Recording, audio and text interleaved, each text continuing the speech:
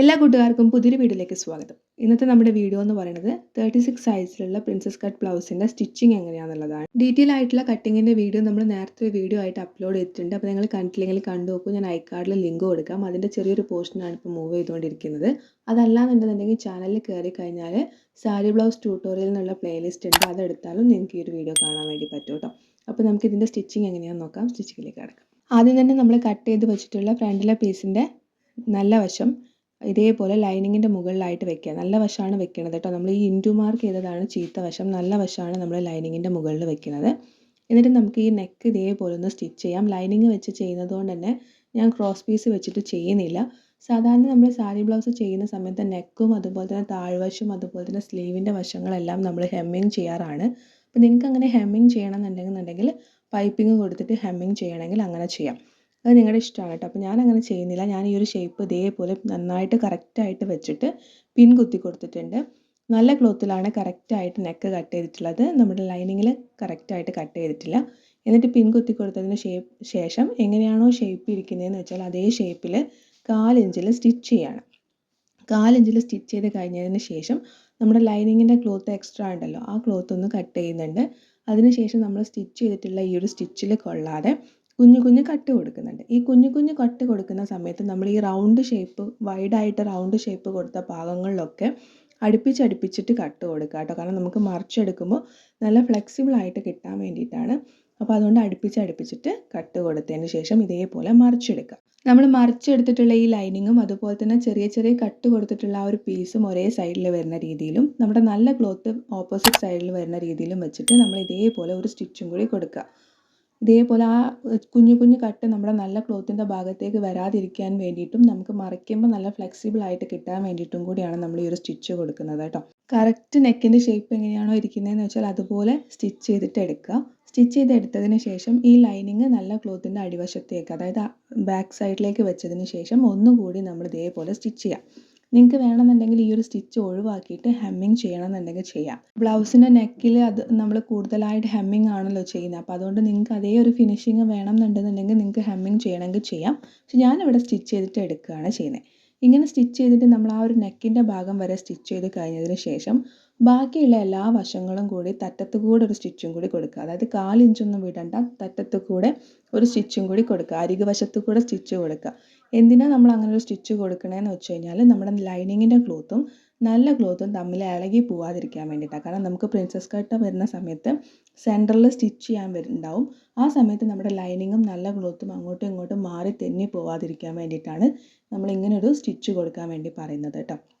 അപ്പോൾ ഇതുപോലെ നമ്മൾ എന്ത് ചെയ്യണമെന്ന് വെച്ചാൽ ഇതിൻ്റെ നേരെ ഓപ്പോസിറ്റ് സൈഡിൽ, അതായത് ഫ്രണ്ടിൽ നമുക്ക് 2 പീസ് ഉണ്ടാവും. കാരണം നമ്മൾ ഫ്രണ്ടിൽ ഓപ്പൺ കൊടുക്കുന്നത് കൊണ്ട് തന്നെ ഫ്രണ്ടിൽ 2 പീസ് ഉണ്ടാവും. ആ 2 പീസ് ഇതുപോലെ തന്നെ നെക്ക് ചെയ്യുക. ബാക്കി വശങ്ങളൊക്കെ നമ്മൾ സ്റ്റിച്ച് ചെയ്തെടുക്കുക. പിന്നെ നമുക്ക് അല്ലാതെ നമ്മൾ കട്ട് ചെയ്ത് മാറ്റി വെച്ചിട്ടുള്ള 2 പീസ് ഉണ്ട്. നമ്മുടെ സൈഡിലേക്ക് വരുന്ന 2 പീസ് ഉണ്ട്, ആം ഹോളിൻ്റെ ഭാഗത്തേക്ക്. ആ 2 പീസ് എങ്ങനെയാണെന്ന് വെച്ചാൽ ഇതേപോലെ എല്ലാ സൈഡും സ്റ്റിച്ച് ചെയ്തെടുക്കുക. അവിടെ പിന്നെ നെക്ക് ചെയ്യേണ്ട ആവശ്യമില്ല. അതുകൊണ്ട് അവിടെ ബാക്കിയുള്ള വശങ്ങളൊക്കെ ഇതേപോലെ ലൈനിങ്ങും നല്ല ക്ലോത്തും കൂടി ഒന്നിച്ച് വെച്ചിട്ട് സൈഡിലൂടെ ഒന്ന് സ്റ്റിച്ച് ചെയ്തിട്ട് എടുക്കുക. ഇനി നമുക്ക് ബാക്കിലെ നെക്കിലേക്ക് വരാം. ബാക്കിലെ നെക്ക് ഞാൻ ഇതുപോലെ ഓൾറെഡി കഴിഞ്ഞൊരു വീഡിയോയിൽ എങ്ങനെയാണ് ചെയ്തതെന്നുള്ളത് കാണിച്ചിട്ടുണ്ടായിരുന്നു. നെക്ക് എങ്ങനെയാണ് കട്ട് ചെയ്തതെന്ന് കാണിച്ചിട്ടുണ്ടായിരുന്നു. ആ നെക്ക് ഇതുപോലെ ഞാൻ ക്യാൻവാസ് പേപ്പറിലുള്ള നെക്ക് നല്ല ക്ലോത്തിൽ അയൺ ചെയ്തെടുത്തിട്ടുണ്ട്. 3 പീസിൻ്റെ, അതായത് നമ്മുടെ നല്ല ക്ലോത്തിൻ്റെയും ലൈനിങ്ങിൻ്റെയും നമ്മൾ ക്യാൻവാസ് പേപ്പറിൽ അയൺ ചെയ്തെടുത്തിട്ടുള്ള നെക്കിൻ്റെയും 3 പീസിൻ്റെയും സെൻറ്ററിൽ നമ്മൾ ഇതേപോലെ ഒരു നോച്ച് കൊടുത്തിട്ടുണ്ട്. എന്നിട്ട് സെൻറ്റർ ടു സെൻറ്റർ 3ഉം ഒന്നിച്ച് വെക്കുക കേട്ടോ. നല്ല ക്ലോത്ത്, അതായത് ബാക്കിലെ പീസിന് നല്ല വശത്തിൻ്റെ മുകളിൽ ലൈനിങ് വെക്കുന്നുണ്ട്. ലൈനിങ്ങിൻ്റെ മുകളിലായിട്ട് നമ്മൾ ക്യാൻവാസ് പേപ്പർ വെക്കുന്നുണ്ട്. 3ഉം സെൻറ്റർ ടു സെൻറ്റർ ആണെന്നുള്ളത് ഉറപ്പ് വരുത്തുക. നല്ല രീതിയിൽ പിൻ കുത്തി കൊടുക്കുക. നല്ല രീതിയിൽ പിൻ കുത്തി കൊടുത്തതിന് ശേഷം എങ്ങനെയാണോ നമ്മുടെ നെക്കിൻ്റെ ഷേപ്പ് ഇരിക്കുന്നതെന്ന് വെച്ചാൽ അതുപോലെ നമ്മൾ സ്റ്റിച്ച് ചെയ്തിട്ട് എടുക്കുക. എങ്ങനെയാണോ ഷേപ്പ് ഉള്ളത് വെച്ചാൽ അതുപോലെ തന്നെ സ്റ്റിച്ച് ചെയ്യുക കേട്ടോ. സ്റ്റിച്ച് ചെയ്ത് കഴിഞ്ഞതിന് ശേഷം 1/4 ഇഞ്ചിൽ ക്ലോത്ത് അവിടെ വെച്ചിട്ട് ബാക്കിയുള്ള ക്ലോത്ത് നമ്മൾ കട്ട് ചെയ്തിട്ട് എടുക്കുക. കാരണം ഇത് കുറച്ച് വൈഡായിട്ടുള്ള നെക്ക് ആയതുകൊണ്ട് തന്നെ നമ്മൾ ഒരു ക്ലോത്തും കട്ട് ചെയ്തിട്ടുണ്ടായിരുന്നില്ല. ക്യാൻവാസ് പേപ്പറിലാണ് കറക്റ്റ് നെക്കിൻ്റെ ഷേപ്പ് ഇരിക്കുന്നത്. അപ്പോൾ നമ്മൾ സ്റ്റിച്ച് ചെയ്ത് കഴിഞ്ഞിട്ടുള്ള 1/4 ഇഞ്ചിൽ ക്ലോത്ത് അവിടെ വെച്ചിട്ട് ബാക്കിയുള്ള ക്ലോത്ത് മൊത്തമായിട്ട് നമ്മൾ കട്ട് ചെയ്യുക.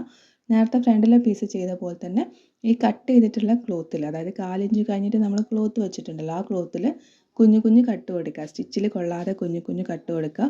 ഈ സെൻറ്റർ പോയിന്റിൽ എത്തുന്ന സമയത്ത് അവിടെയൊക്കെ നമ്മൾ കട്ട് കൊടുക്കുക കേട്ടോ. എന്നിട്ട് നേരത്തെ ചെയ്ത സെയിം മെത്തേഡ് തന്നെ നമ്മൾ ഈ ഒരു ക്യാൻവാസ് പേപ്പറും ലൈനിങ്ങും മറിച്ചെടുക്കുക. എന്നിട്ട് നമ്മൾ ഇതേപോലെ ഒന്ന് പതിച്ചിട്ടടിക്കുക. എങ്ങനെയാണോ നെക്കിൻ്റെ ഷേപ്പ് ഇരിക്കുന്നതെന്ന് വെച്ചാൽ അതുപോലെ തന്നെ മെല്ലെ സമയം എടുത്തിട്ട് തന്നെ ചെയ്യാം കേട്ടോ. അപ്പോൾ നമ്മൾ ചിലപ്പോൾ വീഡിയോ ലെങ്ത്ത് കൂടുന്നതുകൊണ്ട് സ്പീഡൊക്കെ കൂട്ടുന്നതാണ്. അപ്പോൾ നിങ്ങൾ ചെയ്യുമ്പോൾ വളരെ മെല്ലെ പതിയെ തന്നെ ചെയ്യാം.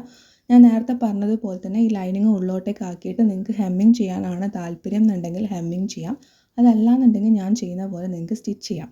ബാക്കിലെ നെക്ക് ചിലപ്പോൾ നിങ്ങൾക്ക് ഹെമ്മിങ് ചെയ്തിട്ട് ഇരിക്കാനാണ്, അല്ലെങ്കിൽ ആ ഒരു സ്റ്റിച്ച് പുറത്ത് കാണുന്നത് ഇഷ്ടമില്ല എന്നുണ്ടെങ്കിൽ നിങ്ങൾക്ക് അവിടെ ഹെമ്മിങ് ചെയ്യാം കേട്ടോ. പിന്നെ ഈ ഒരു സമയത്ത് നിങ്ങൾക്ക് ചെണ്ട് കൊടുക്കണം എന്നുണ്ടെങ്കിൽ ചെണ്ടും കൂടി കൊടുക്കണമെങ്കിൽ കൊടുക്കാം. ഞാൻ ഇതുപോലെ നെക്ക് ഫിനിഷ് ചെയ്ത് എടുത്തിട്ടുണ്ട്. നിങ്ങൾക്ക് കാണുമ്പോൾ തന്നെ മനസ്സിലാവും നല്ല പെർഫെക്റ്റ് ആയിട്ട് നല്ല രീതിയിൽ നമുക്ക് നെക്ക് ഇവിടെ ഫിനിഷായിട്ട് കിട്ടിയിട്ടുണ്ട്. ഇനി നേരത്തെ നമ്മൾ സ്റ്റിച്ച് ചെയ്ത് വെച്ചിട്ടുള്ള നമ്മുടെ ഫ്രണ്ടിലെ പീസ് എടുക്കാം. അതിൽ ഹൂക്കും അയ്യും കൊടുക്കാൻ നമുക്ക് ഇതുപോലെ 2 സ്ട്രിപ്സ് വേണം. അതായത് ഹൂക്ക് കൊടുക്കുന്ന ഭാഗത്ത് 2 ഇഞ്ച് വിടുത്തുള്ള സ്ട്രിപ്പും ഐ കൊടുക്കുന്ന ഭാഗത്ത് നമുക്ക് 3 ഇഞ്ച് വിടുത്തുള്ള സ്ട്രിപ്പുമാണ് വേണ്ടത്.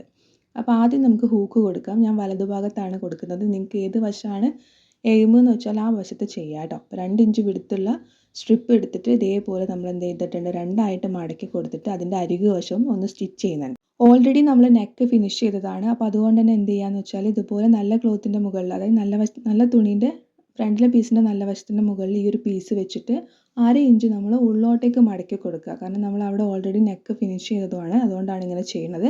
1/2 ഇഞ്ച് ഉള്ളോട്ട് മടക്കി കൊടുത്തിട്ട് നമ്മൾ 4 ഇഞ്ചിൽ താഴെ വരെ സ്റ്റിച്ച് ചെയ്യുക.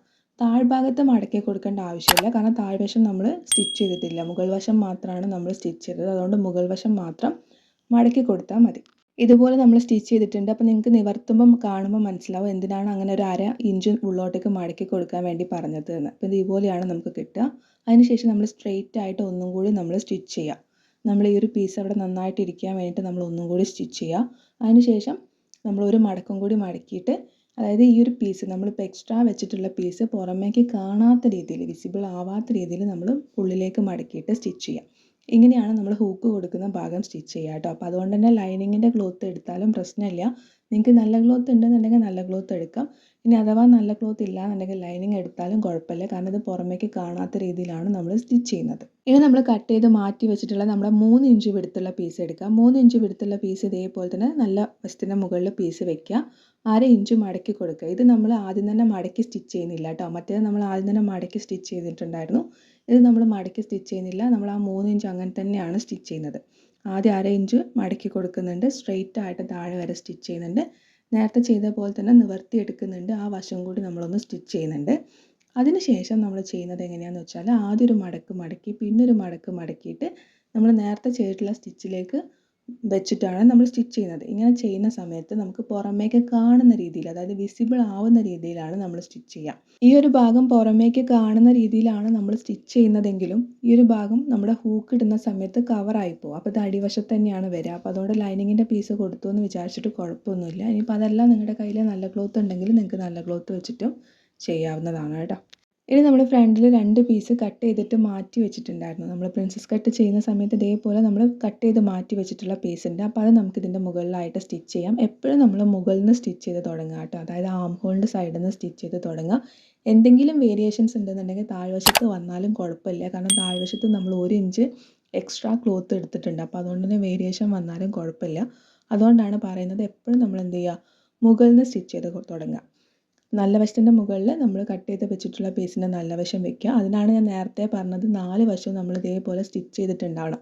അല്ലാന്നുണ്ടെങ്കിൽ ലൈനിങ്ങും നല്ല ക്ലോത്തും അങ്ങോട്ടും ഇങ്ങോട്ടും തെന്നിപ്പോവും. അതുകൊണ്ടാണ് എല്ലാ വശങ്ങളും നമ്മൾ സ്റ്റിച്ച് ചെയ്യണമെന്ന് നേരത്തെ പറഞ്ഞത് കേട്ടോ. അപ്പോൾ ഇതേപോലെ 4 ഇഞ്ചിൽ നമ്മൾ സ്റ്റിച്ച് ചെയ്യുക. സ്റ്റിച്ച് ചെയ്യുന്ന സമയത്ത് പ്രത്യേകം ശ്രദ്ധിക്കുക, മെല്ലെ പതിയെ സമയം എടുത്തിട്ട് തന്നെ ചെയ്യുക. ചുളിവുകൾ വീഴാതിരിക്കാൻ വേണ്ടിയിട്ട് പ്രത്യേകം ശ്രദ്ധിക്കുക കേട്ടോ. ചുളിവുകളില്ലാതെ മെല്ലെ ഇങ്ങനെ ടച്ച് ചെയ്തിട്ട്, അതായത് താഴെ ഇരിക്കുന്ന പീസും ഫ്രണ്ടിലിരിക്കുന്ന പീസും ഇങ്ങനെ ഒരേപോലെ വരുന്ന രീതിയിൽ മെല്ലെ മെല്ലെ വെച്ചിട്ട് തന്നെ സ്റ്റിച്ച് ചെയ്യുക കേട്ടോ. ഇതുപോലെ നമ്മൾ താഴെ വരെ സ്റ്റിച്ച് ചെയ്തിട്ടുണ്ട്. ഒരു സ്റ്റിച്ചും കൂടി കൊടുക്കുന്നുണ്ട്, 2 സ്റ്റിച്ച് കൊടുക്കണം കേട്ടോ, അല്ലാന്നുണ്ടെങ്കിൽ സ്റ്റിച്ച് വിട്ടു പോകും.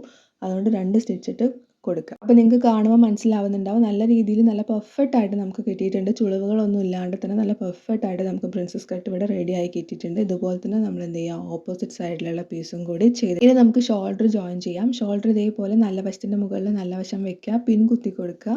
നമ്മൾ നേരത്തെ കട്ട് ചെയ്യുന്ന സമയത്ത് 1/2 ഇഞ്ചിൽ ഷോൾഡർ സ്ലോപ്പ് കൊടുത്തിട്ടുണ്ടായിരുന്നില്ല, അതായത് ഷോൾഡർ സ്ലോപ്പ് കട്ട് ചെയ്തിട്ടുണ്ടായിരുന്നില്ല. അപ്പോൾ അതുകൊണ്ട് നിങ്ങൾ എന്ത് ചെയ്യുക, സ്റ്റിച്ച് ചെയ്യുന്ന സമയത്ത് ഒന്ന് ചരിച്ചിട്ട് സ്റ്റിച്ച് ചെയ്യുക കേട്ടോ. ആ ഒരു സ്ലോപ്പ് നമുക്ക് അവിടെ കിട്ടാൻ വേണ്ടിയിട്ടാണ്.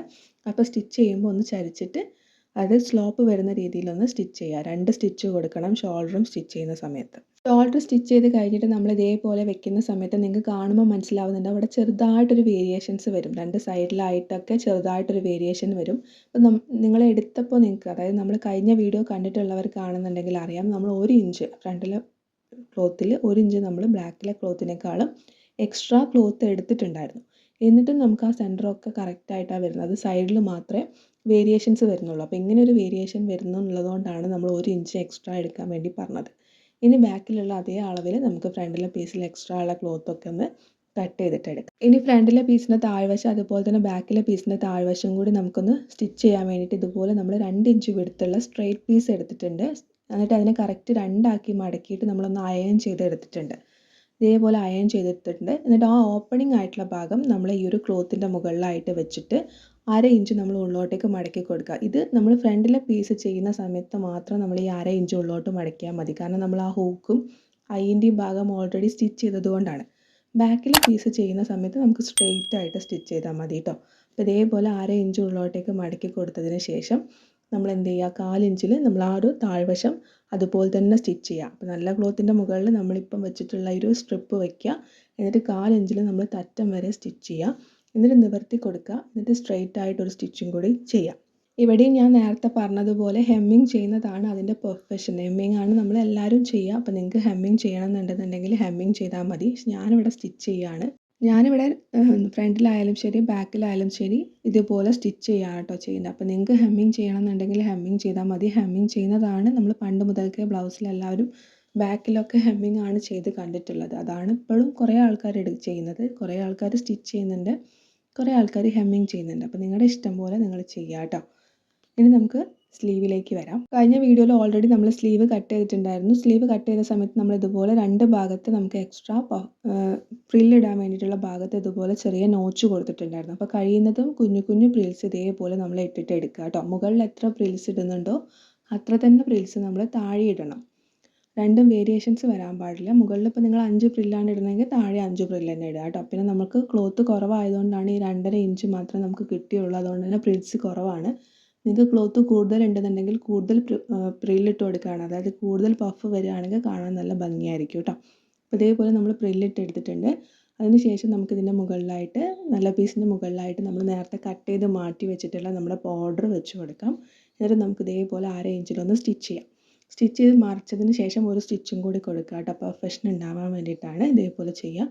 നിങ്ങൾക്ക് ലൈനിങ് കൊടുക്കണം എന്നുണ്ടെന്നുണ്ടെങ്കിൽ ലൈനിങ് കൊടുക്കാം. ലൈനിങ് കൊടുക്കണ്ടെന്നുണ്ടെങ്കിൽ ലൈനിങ് കൊടുക്കണ്ട. ലൈനിങ് വെച്ചിട്ട് എങ്ങനെയാണ് ചെയ്യണമെന്നുള്ളത് കാണിക്കാം. ഇതുപോലെ കോട്ടൺ സിൽക്കിൻ്റെ മെറ്റീരിയലൊക്കെ ആണെന്നുണ്ടെങ്കിൽ ലൈനിങ് കൊടുക്കുന്നതാണ് നല്ലത് കേട്ടോ. അല്ലാന്നുണ്ടെങ്കിൽ നൂലിങ്ങനെ വലിയാനും സാധ്യത വളരെ കൂടുതലാണ്. അതല്ല കോട്ടൻ്റെ മെറ്റീരിയലൊക്കെ ആണെന്നുണ്ടെങ്കിൽ ലൈനിങ് കൊടുക്കണ്ട. അപ്പോൾ അതേപോലെ നമ്മൾ സ്റ്റിച്ച് ചെയ്ത് വെച്ചിട്ടുള്ള നമ്മുടെ സ്ലീവിൻ്റെ മുകളിലേക്ക് നമുക്ക് എന്ത് ചെയ്യാം, ലൈനിങ് വെക്കാം. എന്നിട്ട് താഴ്വശം ആദ്യം തന്നെ ഒന്ന് സ്റ്റിച്ച് ചെയ്യുക. അതായത് ആ ബോർഡറിൻ്റെ താഴ്വശം ആദ്യം തന്നെ സ്റ്റിച്ച് ചെയ്യുക.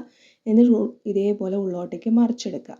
മറിച്ചെടുത്തതിന് ശേഷം നമുക്ക് എല്ലാ വശങ്ങളും ഇതേപോലെ ഒന്ന് സ്റ്റിച്ച് ചെയ്യുക. അതായത് സ്ലീവിൻ്റെ എല്ലാ വശങ്ങളും ഒന്ന് സ്റ്റിച്ച് ചെയ്യുക. കാരണം ലൈനിങ്ങും നല്ല ക്ലോത്തും ഇളകി പോകാതിരിക്കാൻ വേണ്ടിയിട്ട് എല്ലാ വശങ്ങളും സ്റ്റിച്ച് ചെയ്യുക.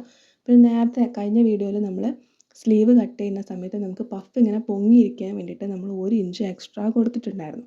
അപ്പോൾ അതുകൊണ്ട് തന്നെ ആ ഒരു പഫ് അതേപോലെ കിട്ടണം എന്നുണ്ടെന്നുണ്ടെങ്കിൽ നമ്മുടെ മെയിൻ ക്ലോത്തിൻ്റെ അതേ അളവിൽ വേണം നമ്മൾ ലൈനിങ് കട്ട് ചെയ്തെടുക്കാൻ. അല്ലാണ്ട് ലൈനിങ് നമ്മൾ കറക്റ്റ് സ്ലീവിൻ്റെ അളവിൽ നമ്മൾ കട്ട് ചെയ്തിട്ട് ചെയ്യുകയാണെങ്കിൽ നമുക്ക് ആ ഒരു പഫ് കിട്ടില്ല. നമ്മൾ കൊടുത്തത് വെറുതെ ആയിപ്പോവും. അപ്പോൾ അതുകൊണ്ട് എങ്ങനെയാണോ മെയിൻ ക്ലോത്ത് ഇരിക്കണതെന്ന് വെച്ചാൽ മെയിൻ ക്ലോത്തിൻ്റെ അളവിൽ വേണം നമ്മൾ ലൈനിങ് വെച്ചിട്ട് എടുക്കാൻ വേണ്ടിയിട്ട് കേട്ടോ. അപ്പോൾ ഇതേപോലെ നമ്മൾ എല്ലാ വശങ്ങളും സ്റ്റിച്ച് ചെയ്തെടുത്തിട്ടുണ്ട്. ഇനി നിങ്ങൾക്ക് എല്ലാവർക്കും അറിയുന്നത് പോലെ തന്നെ ഷോൾഡറിൻ്റെ സെൻറ്ററിലായിട്ട് നമ്മുടെ സ്ലീവിൻ്റെ സെൻറ്റർ വെച്ച് കൊടുക്കുക. എന്നിട്ട് സെൻറ്ററിൽ നിന്ന് ഒരു സൈഡിലേക്ക് സ്റ്റിച്ച് ചെയ്യുക, സെൻറ്ററിൽ നിന്ന് അടുത്ത സൈഡിലേക്ക് സ്റ്റിച്ച് ചെയ്യുക. 2 സ്റ്റിച്ച് എപ്പോഴും നമ്മൾ സ്ലീവിന് കൊടുക്കണം. സ്ലീവ്, ഷോൾഡർ ഇങ്ങനെയുള്ള കാര്യങ്ങളൊക്കെ നമ്മൾ 2 സ്റ്റിച്ച് കൊടുത്തെടുക്കുന്നതാണ് നല്ലത് കേട്ടോ. ഇനി നമുക്ക് സൈഡിലെ അളവ് പ്രകാരം സൈഡും കൂടി ഒന്ന് ജോയിൻ ചെയ്തിട്ടെടുക്കാം. സൈഡ് വശമെല്ലാം ഞാൻ തയ്ച്ചെടുത്തിട്ടുണ്ട്. ഹൂക്ക് വെച്ചിട്ടില്ല, അപ്പോൾ ഹൂക്കും കൂടി വെക്കാനേ ഉള്ളൂ. ബാക്കിയെല്ലാം തയ്ച്ചെടുത്തിട്ടുണ്ട്. അപ്പോൾ ഇതാണ് നമ്മുടെ ഫൈനലായിട്ടുള്ള ലുക്ക്. 36 സൈസിൽ പ്രിൻസസ് കട്ട് ബ്ലൗസാണ്. ഫ്രണ്ടിലും നെക്കും അതുപോലെ തന്നെ ബാക്കിലും നെക്കൊക്കെ നല്ല പെർഫെക്റ്റ് ആയിട്ട് വന്നിട്ടുണ്ട്. നമുക്ക് വൈഡായിട്ട് പോകുന്ന പ്രശ്നങ്ങളോ കാര്യങ്ങളോ ഒന്നും ഈ രീതിയിൽ ചെയ്യുകയാണെന്നുണ്ടെങ്കിൽ ഉണ്ടാവില്ല.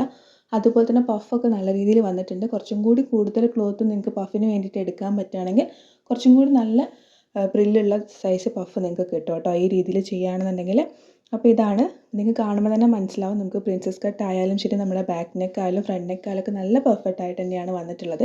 പിന്നെ ഞാൻ നേരത്തെ പറഞ്ഞ പോലെ നിങ്ങൾക്ക് നെക്കും അതുപോലെ തന്നെ താഴ്വശം നിങ്ങൾക്ക് ഹെമ്മിങ് ചെയ്യണമെന്നുണ്ടെങ്കിൽ ഹെമ്മിങ് ചെയ്യുക, അത് നിങ്ങളുടെ പേഴ്സണൽ ചോയ്സാണ്.